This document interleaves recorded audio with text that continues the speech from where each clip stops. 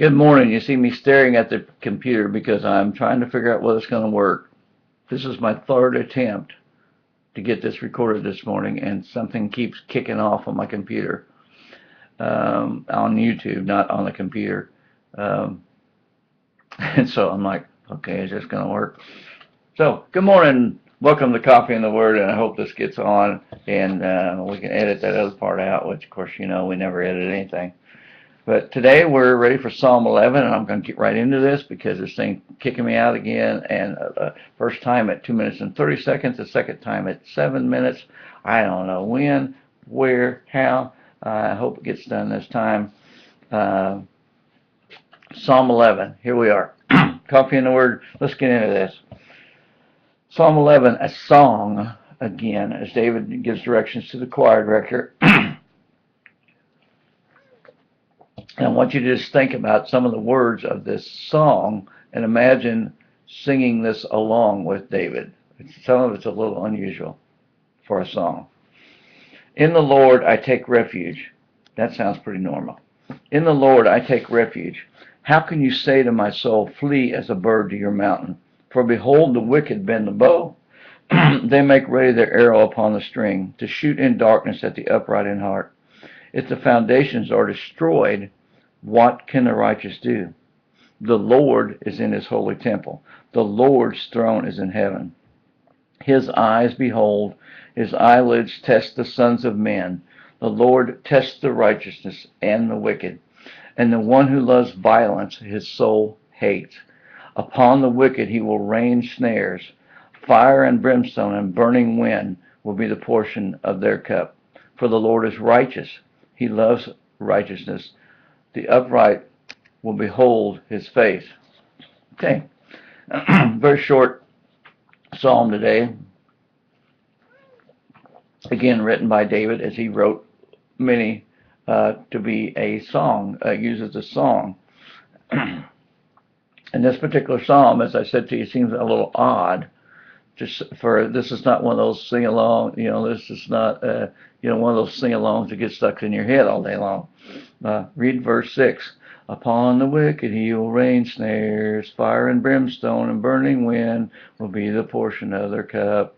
Kind of grim stuff there. But anyway, we want to get a picture from this of David talking to his God and talking often and putting down his thoughts, recording his thoughts.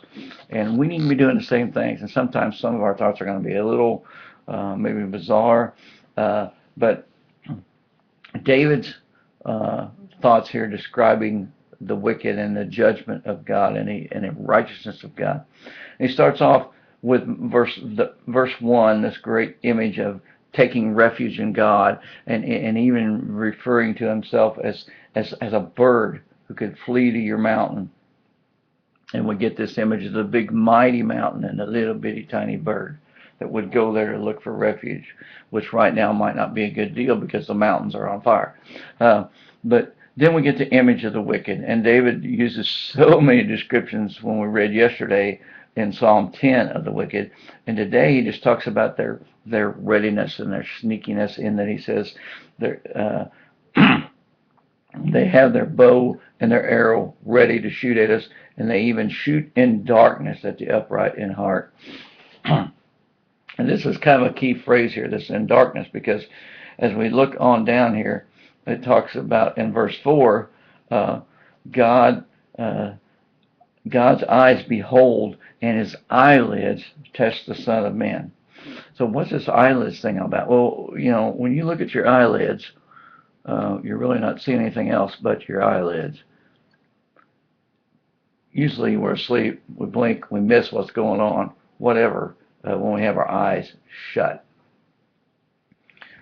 David's trying to get through to us this image that even though these guys are shooting arrows in the darkness, doing their wickedness in the darkness, God sees. We don't fool God. We run around at night as teenagers and think that we're fooling God. People rob and steal at night thinking they're fooling everybody. But what David's pointing out here is that God's eyes never rest, never sleep. He sees everything, and he has like those night vision goggles. So even if we're at nighttime on our part of the world, he still can see us. It's really not dark to him. He is light. So he can see us and test us all. Another interesting point in here is when he's talking about the wicked man in verse 3, he says, if the foundations are destroyed, what can the righteous do? Okay, if the foundations of the things here on earth, the temporal things here on earth are destroyed, what can we do? And then you remind us, God is in his holy temple, and the Lord's throne is in heaven. God's dwelling is not only in us and with us, but he's got this great big dwelling above us and above everything that this world can affect. And so if we're in a relationship with God, and now as Christians, if we're in a relationship with God through Christ, we have the promise of that beyond the temporal things of this earth. And so David's reminding us of that even when the wicked shoot at us and knock our very feet out from under us, that God's still standing and standing strong. Also talks about in verse 5, the Lord testing all men, the righteous and the wicked. And it's good for us to remember. James talks about trials being good for us. Paul reminds us that the temptations that we undertake are common to all men. It's not just God. God's not testing us as Christians as such, and not testing the world. He does test us, but he tests the whole world. He tests everyone to see who will believe, who will be righteous, who will believe in his saving grace. Excuse me. I'm going to finish up here real quick. We're at 7 minutes. It's making me nervous. And finally, then, he talks about God's judgment, the fire and the brimstone, which we sang along with a while ago. I hope you guys got that stuck in your head. You'll be singing it all day long. Fire and brimstone and burning wind will be the portion of their cup. You won't be able to get rid of it. It's just one of those catchy tunes. But then he finishes up verse 7. For the Lord is righteous, and he loves righteousness. The upright will behold his face. He gives us that promise that if we're in him, and the only way we can consider ourselves to be the righteous is to have a saving relationship through Jesus Christ and faith in the saving blood of Jesus Christ. And that relationship then allows us to be in the presence of God and to be considered by him through the blood of Jesus Christ to appear as perfect and whole and righteous. So if we're in that state, he says, we will behold his face. What a great promise. This God who's watching out for us, who sees us everywhere, sees what's going on in our life, and is there to help and repair our lives and heal our lives. One day, we'll be with him in that temple which is not shaken, in that holy place of heaven which is not shaken by the temporal junk of this earth.